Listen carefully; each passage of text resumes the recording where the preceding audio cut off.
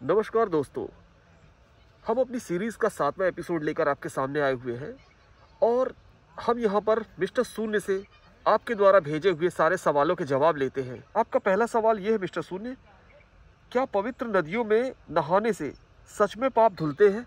Mister Q, पवित्र नदियों में सबके पाप धुल सकते हैं, लेकिन जिस कॉन्सेप्ट को आप समझ रहे हैं कि केवल नहाने से पाप धुलने वाले हैं, तो नहाने से किसी के पाप नहीं धुलते।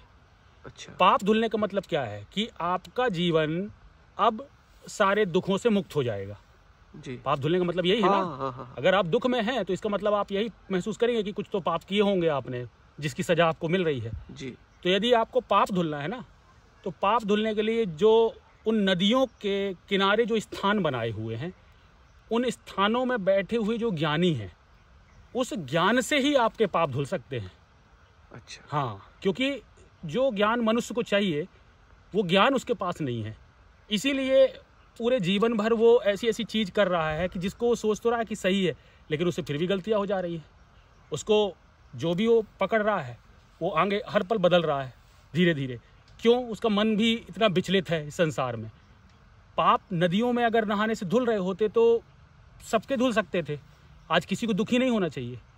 लेकिन उन्हीं नदियों में किनारे जो स्थान होते हैं, जहाँ एक से एक ज्ञानी लोग होते हैं, जो कई सालों से उन लोगों को शिक्षित कर रहे होते हैं, लोगों के दुख मिटा रहे होते हैं, जब तक आप उनसे वो ज्ञान ग्रहण नहीं करेंगे ना, तब तक आपके दुख नहीं मिटने वाले।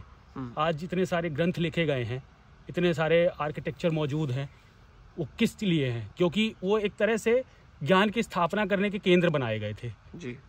अगर आप उन केंद्रों में जा करके वास्तविक जो ज्ञान है वो ग्रहण करेंगे ना, तब आपके सारे पाप धुलेंगे। फिर आप किसी भी नदी में नहाने का महत्व भी समझ पाएंगे, चाहे वो गंगा हो, यमुना हो। किसी भी नदी का एक उसका मतलब होता है, उसका महत्व होता है। उस महत्व को समझते हुए आप उसमें स्नान करना है। अच्छा। केवल साधारण रूप से शरीर को क्लीन नहीं करना है कि आप शरीर को साफ करने गए हैं। शरीर साफ होने से आपका मन साफ नहीं हो सकता। जी। आपके मन साफ करने के लिए जो मन, ये सांसारिक जो कचरा भरा हुआ है ज्ञान का, इसको थोड़ा सा अपने अहंकार के कारण इसको हटाइए, जो वास्तविक ज्ञान है उसको ग्रहण कीजिए, तभी आपके पाप धुल सकेंगे। मिस्टर शून्य, हमारा दूसरा सवाल आपसे ये है, इस जन्म में किए गए पाप या पुण्य इंसान कब भोगता है? पाप और पुण्य ये आज की एक टर्म है जो लोगों को दी हुई है। हालांकि इसके बारे में मनुष्य, जो सांसारिक मनुष्य है, उनके लिए तो पाप पुण्य की परिभाषा एकदम सही है। क्यों? क्योंकि उनके पास इतना ज्ञान ही नहीं है कि उनको आप सही तरीके से A to Z बातें बता सकें कि क्यों आपको ये नहीं करना है, क्यों आपको इसकी पूजा करनी है, क्यों आपको ये करना है। अगर इसका सारा ज्ञान उनको देने में जाएंगे तो उनका जीवन कम पड़ जाएगा, क्योंकि जितना ज्ञान अभी तक सनातन ने ग्रहण किया है ना, ये कई हजारों वर्षों का ज्ञान है। अच्छा। अब इतना सारा ज्ञान किसी एक व्यक्ति के जीवन काल में नहीं दिया जा सकता। इसीलिए पाप पुण्य का कॉन्सेप्ट था कि इनको वो उस तरीके से बताया जाए ताकि ये थोड़ा मन में ये भयभीत रहे। अच्छा। इनके मन में थोड़ा डर हो, नहीं तो ये दुनिया तो वैसे ही नर्क बन जाती। आप खुद सोचिए, यदि आज कुछ लोग अपराध करने से डरते हैं कि यार मुझे पाप लगेगा, अगर उनके मन में ये कॉन्सेप्ट हट जाए, उनको ये कह दिया जाए कि नहीं पाप आप कुछ नहीं होता, तो उनको कुछ भी फर्क नहीं पड़ेगा, तो फिर वो क्या करेंगे? भाई, पाप वाकई में अगर देखा जाए डीप में, तो पाप पुण्य जैसी कोई चीज नहीं होती, लेकिन उन संसारी मनुष्यों के लिए बिल्कुल होती है। अच्छा। दोनों तरह का अंतर है ना। ज्ञानी मनुष्य के लिए पाप पुण्य का कोई फर्क नहीं पड़ता, क्योंकि ज्ञानी मनुष्य जो भी करता है वह अपने पूरे विवेक से करता है। कृष्ण यदि किसी की हत्या करेंगे तो उन्हें पाप नहीं लगेगा, लेकिन वहीं दुर्योधन किसी की हत्या करेगा तो उसे पाप लगेगा। क्यों? पाप का मतलब क्या है कि तुम्हारा जीवन दुखी होगा। पाप का मतलब यही है ना कि आपका जीवन दुखी होगा इन फ्यूचर। तो आप जब कोई स्वार्थ में घिरा हुआ मनुष्य किसी अपराध को अंजाम देता है तो अपने व्यक्तिगत स्वार्थ के लिए देता है, तो उससे केवल उसके स्वार्थ की पूर्ति हुई। अगर उसके स्वार्थ की पूर्ति हुई तो बाकी लोग उसका साथ नहीं देंगे। नहीं देंगे ना, तो बाकी लोग उसके विरोधी बन जाएंगे। तो आज वो भले सत्ता में है या पावर में है तो उसका विरोध नहीं कर पा रहे, लेकिन जब वो कमजोर होगा तो सारे लोग उसके विरोध में खड़े हो जाएंगे। लेकिन जो सत्य के साथ है, अगर उसने किसी का वध कर दिया, तो उसने जिनका वध किया अपने स्वार्थ में तो किया नहीं है। उस व्यक्ति ने तो वाकई में आतंक मचा रखा था, सब उससे दुखी थे, सब उससे प्रताड़ित थे, तो उसकी हत्या करने के बाद ये सारे लोग उसके लिए तालियां बजाएंगे। अच्छा। तो जब उस किसी को सम्मान मिलेगा तो उसका मन दुखी होगा कि उत्साहित होगा? बताओ। उत्साहित। हाँ, तो यही है पाप पुण्य का कॉन्सेप्ट, कि कोई व्यक्ति की आप इन मनुष्यों का आपके प्रति क्या भाव है। अगर इन मनुष्यों का आपके प्रति नकारात्मक रवैया है, दृष्टिकोण जो है आपका आपके प्रति नकारात्मक है, तो आपको पाप ही समझ लीजिए अपने लिए। और यदि आपके प्रति लोगों की अच्छी भावना है, आपकी बातों से लोगों के जीवन में बदलाव आ रहे हैं, आपका जीवन सुकून में है, तो आप पुण्य में चल रहे हैं जी। तो यही है सिस्टम आपके पाप पुण्य का। मिस्टर सूर्य, आपसे हमारा तीसरा सवाल यह है कि क्या व्रत करने से आपके आराध्य खुश होते हैं? व्रत आराध्य को खुश करने के लिए नहीं किया जाता है, व्रत आपके जीवन को बदलने के लिए किया जाता है। व्रत का मतलब क्या है कि यदि कोई व्यक्ति बहुत खाने वाला है, जिसको बहुत सारा खाना चाहिए, तो उसको जीवन में ऐसा व्रत करना चाहिए कि उस खाने से वो अपनी दूरियां बनाए। तो इसका मतलब क्या है, केवल एक दिन का खाना छोड़ने से क्या होगा जी। आपको पूरे जीवन उनको संतुलन में लाना होगा। कोई व्यक्ति बहुत बोलता है, अब आपने देखा होगा कुछ लोग मौन व्रत रखते हैं। मौन व्रत रखने का क्या मतलब, आपके मन को मौन करिए आप। जबान मौन करने से क्या है, मुंह तो आपका भाई मौन आज कर लिया आपने, फिर आप सारी जीवन में सब बोल रहे हो, पूरा जीवन आप बोल रहे हो। तो मौन व्रत का भी है कि आपके मन को मौन करिए। और मन मौन कैसे होगा, बिना ज्ञान के तो होगा नहीं। तो जो भी ये व्रत के कॉन्सेप्ट बनाए गए थे उनके पीछे बहुत बड़ी थ्योरी है। अच्छा, अगर उन थ्योरी को समझोगे ना तो व्रत आपको, आपके आराध्य तभी प्रसन्न होंगे। आराध्य का प्रसन्न होने का मतलब आपका जीवन बदल जाए। अच्छा, आप ऐसे सोचते हैं ना कि मेरे ऊपर मेरे भगवान प्रसन्न है, इसका मतलब मेरा जीवन आनंदित है, मेरा जीवन अच्छा चल रहा है। हाँ, तभी हम समझते हैं कि हमारे भगवान खुश है। अगर मेरा जीवन दुखी है तो हम ये सोचते हैं कि हमारे आराध्य दुखी है हमसे, या हमसे नाराज हैं शायद। तो आपका जो व्रत है, व्रत का कॉन्सेप्ट यही है कि आपके जीवन में सारी उन चीजों से आपको एक एक करके व्रत हो करके कंट्रोल में लाना है जिन चीजों से आपका जीवन नकारात्मक रूप से प्रभावित हो रहा है। अच्छा। तो उनको व्रत करने की आवश्यकता उन्हें को पड़ती है जो लोग जीवन में बहुत सारी चीजों में इन्वॉल्व हो जाते हैं। तो उनसे दूरियां बनाने, क्योंकि पहले ही कहा गया कि मुक्ति ही परम सत्य है। तो मुक्त करने के लिए वो व्रत के कॉन्सेप्ट रखे गए हैं। नहीं तो किसी को क्या प्रॉब्लम है, आप 2 दिन खाना छोड़ दोगे तो उससे क्या फर्क, क्या बदल जाएगा आपके जीवन में? किसी के जीवन में क्या बदल जाएगा 2 दिन खाना छोड़ने से? बल्कि आपने ये देखा होगा जिस दिन वो लोग व्रत रखते हैं, व्रत रखने वाले, तो उस दिन वो और भी अच्छा खाना खाते हैं। जी, ज्यादा खाना और ज्यादा स्वादिष्ट खाने की तरफ उनका आकर्षण रहता है। जी हाँ, जी हाँ। जब इतने स्वादिष्ट खाने के पीछे आपका आकर्षण है, इसका मतलब क्या है ना कि आपकी जो स्वाद वाली इंद्री है उसको आप नियंत्रित करिए। स्वाद वाली इंद्री को नियंत्रित करने का कॉन्सेप्ट क्यों है? क्योंकि यदि आप स्वाद को फोकस करके खाना चुनेंगे अपना, तो आपका न्यूट्रिशन वैल्यू कम हो जाएगा। अच्छा। तो न्यूट्रिशन वैल्यू को फोकस करके खाना चुने, भले उसमें स्वाद कम भी हो। तो ये सारी चीजों को भी तो आपको ध्यान रखना है। तो व्रत आपके जीवन में तभी सफल आपको परिणाम दे सकते हैं जब उनके पीछे की कॉन्सेप्ट आपको समझ में आते हो।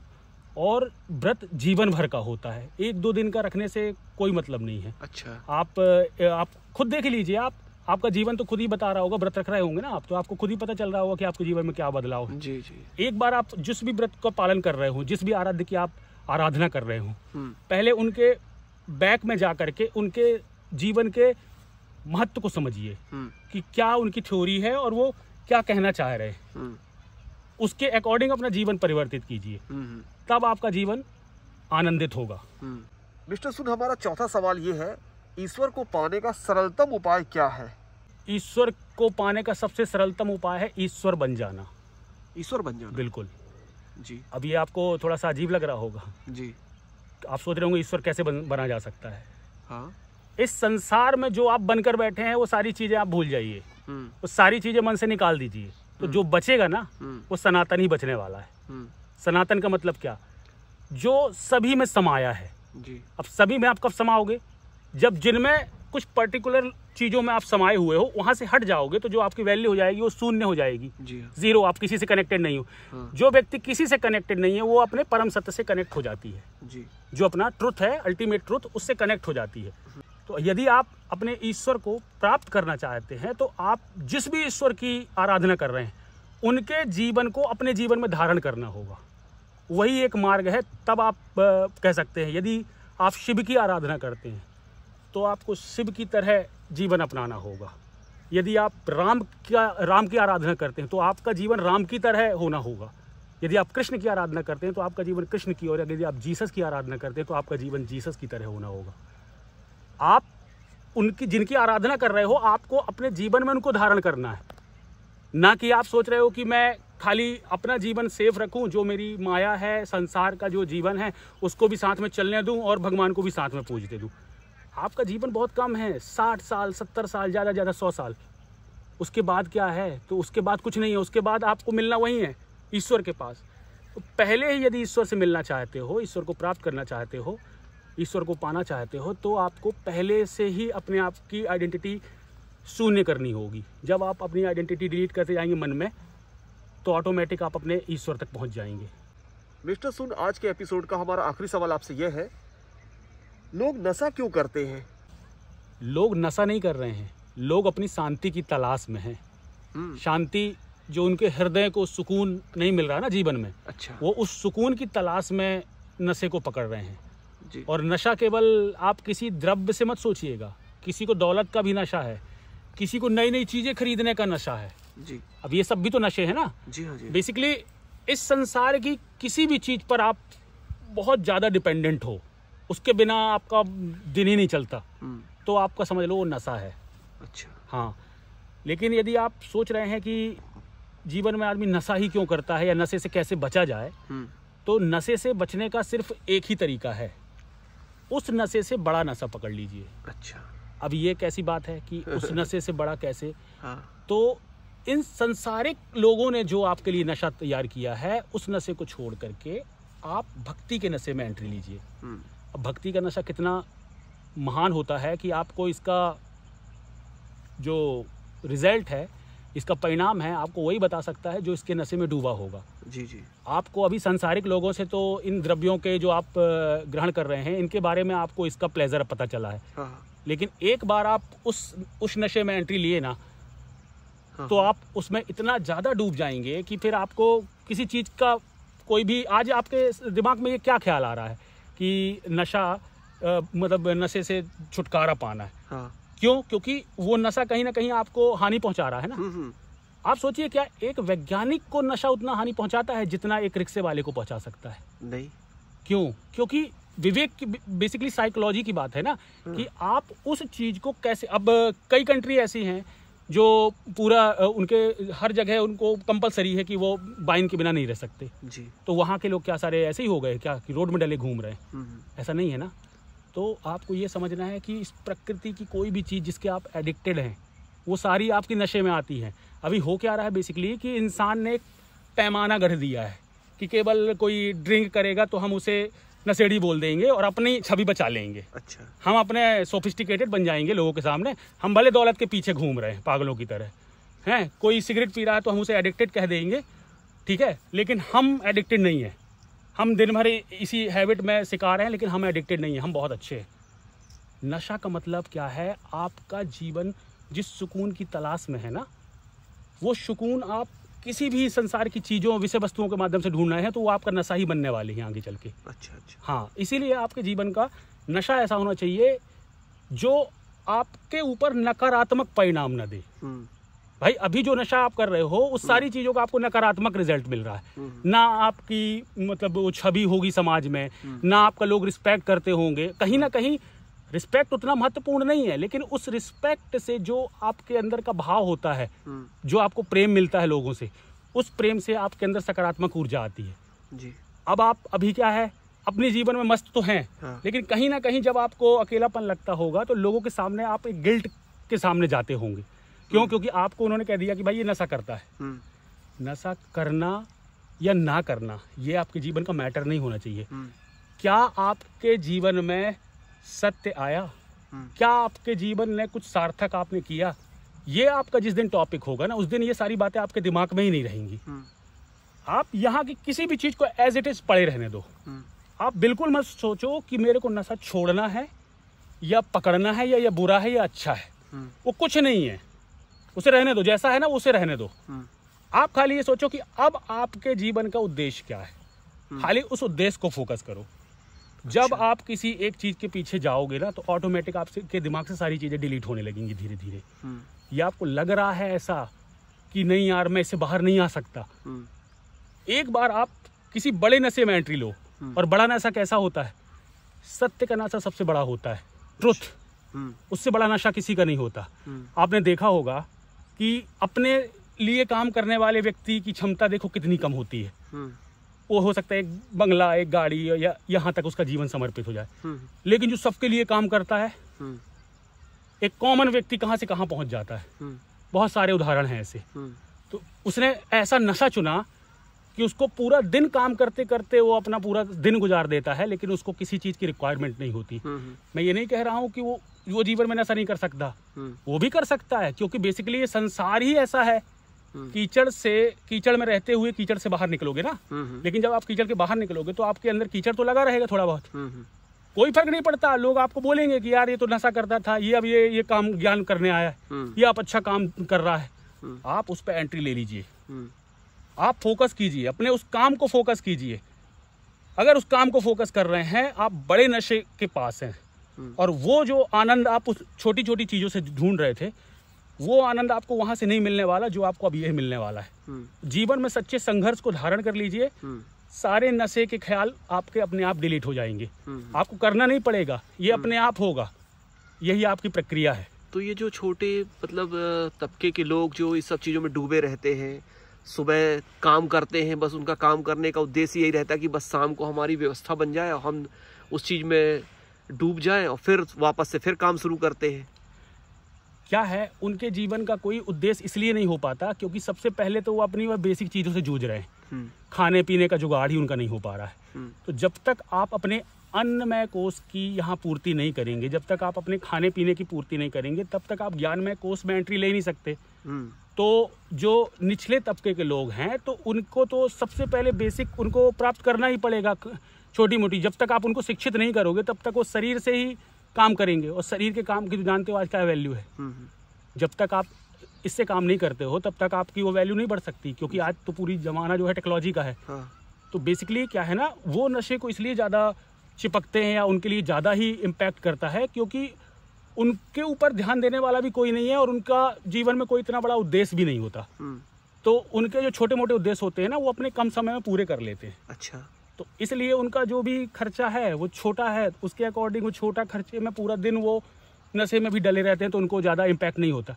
लेकिन अगर कोई बड़ा बिजनेसमैन अगर ऐसा करने लगे तो उसकी सारी कंपनियां डूब जाएंगी। तो बेसिकली उसके ऊपर एक प्रेशर है, वरना वो भी तो चाहता तो होगा कि मैं भी डला रहूं, मैं भी एक ऐसा फ्रीली लाइफ हो कि बढ़िया यार्ड में डला रहा हूँ, अपने कोई नहीं हो मेरे को बोलने वाला, डिस्टर्ब करने वाला। लेकिन उसकी मजबूरी है बेचारे की, क्योंकि उसने ऐसा सिस्टम तैयार किया है कि उसको वहाँ रहना पड़ेगा, होश में रहना पड़ेगा। उसको काम से यदि बचने के लिए किसी को नशा करना पड़ रहा है, तो आप समझ लीजिए कि आपका काम ही गलत है। अच्छा। अगर काम में डूब करके आपको नशे की आवश्यकता नहीं है, आपका काम इतना पसंद है आपको कि आपको नशे की आवश्यकता नहीं हो रही, तो आप समझ लीजिए कि आपका काम बहुत अच्छा है। और आप ऐसा ही काम आपको आकर्षित करेगा जिस काम के पीछे सत्य छुपा होगा। आप स्वार्थ से किसी काम को पकड़ लेंगे ना, तो उस पर वो सत्यता नहीं होती, और फिर आपको सांसारिक चीज़ों की आवश्यकता होती है आपको दिल को सुकून पहुंचाने के लिए। आपका सुकून आपके काम में नहीं है ना, इसीलिए आपको किसी और द्रव्य की आवश्यकता है। हाँ। तो चिंताएं सताती हैं, ये सताता कि मेरा बॉस क्या बोलेगा, और किसी तरह का जो प्रेशर रहता है वो सबको हैंडल करने के लोग इस तरफ जाते हैं। उस दुनिया में आपको यही सारी चीज़ें आकर्षित करेंगी, कारण कि वो एक छोटा प्लेजर है। छोटा प्लेजर एक तरह से आप ये समझिए कि इस पूरी पृथ्वी में राक्षसों का कब्जा है, और देवता भी यहीं रह रहे हैं इसी पृथ्वी पर। अच्छा। हाँ, देवता और राक्षस दोनों ही रह रहे हैं पृथ्वी पर। जी। वो देवता चाह रहे हैं कि ये सारी चीजें खत्म हो जाएं, कोई नशे में ना रहे, सब चीजें, सब लोग अच्छा जीवन जिए, दुखी ना रहें। लेकिन राक्षस क्या चाह रहे हैं कि भाई हमारा बिजनेस बढ़े, केवल हमारा बिजनेस बढ़ने के चक्कर में हम किसी का नुकसान भी कर दें तो कोई फर्क नहीं पड़ रहा। ऐसे भी तरह के बिजनेसमैन होते हैं ना, जो केवल अपने फायदे के लिए दूसरों का नुकसान करना, उनको कोई फर्क नहीं पड़ता। तो अगर इस तरीके की विचार के लोग हैं तो राक्षसी विचारधारा है। और जब इस तरीके की विचारधारा आपको कहीं गाइड करेगी तो वो किस चीजों में फंसाएगी? आपको छोटे छोटे चीजों में फंसाएगी ना, क्योंकि उसको अल्टीमेटली आपसे काम लेना है। तो अगर आपको अल्टीमेट प्लेजर में पहुंचा देगी तो आप उसका काम ही नहीं करोगे। अच्छा। तो हालांकि उनको भी ज्ञान ही नहीं होता तो वो आपको कहाँ से अल्टीमेट प्लेजर दे पाएंगे। उन्होंने ही नहीं लिया। तो जिस दिन आप अल्टीमेट प्लेजर के पास जाते हो ना, तो आप इन सारे संसारिक बंधनों से मुक्त हो जाते हो। इसीलिए ये संसार कभी नहीं चाहता कि आप अल्टीमेट प्लेजर की तरफ जाओ, क्योंकि संसार का आपसे स्वार्थ है। जब तक आप जवान हो तब तक संसार को आपसे काम लेना है। आप किसी के एम्प्लॉय कहलाओगे, आप किसी के हस्बैंड कहलाओगे, किसी के बेटे, सबके अपने अपने स्वार्थ हैं। सब अपने अपने स्वार्थ पूरे करवाना चाहते हैं। और जैसे ही सबके स्वार्थ पूरे हो जाएंगे तो फिर आपका भी जो जीवन है वो पूरा खत्म हो जाएगा, सबके स्वार्थ की पूर्ति करते करते। लेकिन जो आपको प्राप्त करना है उसका तो आपके इस जीवन से आपको वो नहीं मिलने वाला। वो सिर्फ तभी मिलेगा जब आप अपनी अंतरात्मा में जाएंगे, जब आप सिर्फ अपने आप से बात करेंगे, जब आप अपने आप तक पहुंचेंगे, तभी आप उस दिशा में आगे बढ़ेंगे। तो ये विचार भूल जाइए कि आपको नशे से छुटकारा चाहिए है। आप नशे से छुटकारा, किसी चीज़ से आप डायरेक्ट ऐसे छुटकारा नहीं ले सकते। जब आप उसको नकारात्मक रूप से देखेंगे ना, तब भी वो आपके दिमाग में जगह बना करके रहेगा।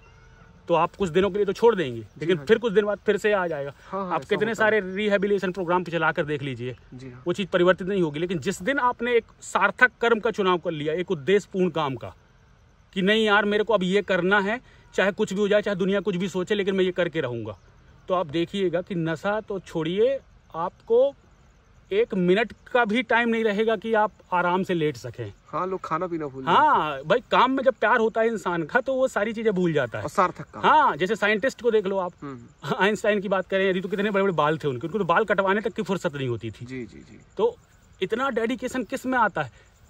जहाँ आपका आनंद मिल रहा होगा आपको। बिना आनंद के कोई व्यक्ति, अब बताओ किसी व्यक्ति को पता चल जाए कि इस काम का कोई पैसा नहीं मिलेगा, क्या वो काम करेगा? नहीं करेगा। नहीं करेगा।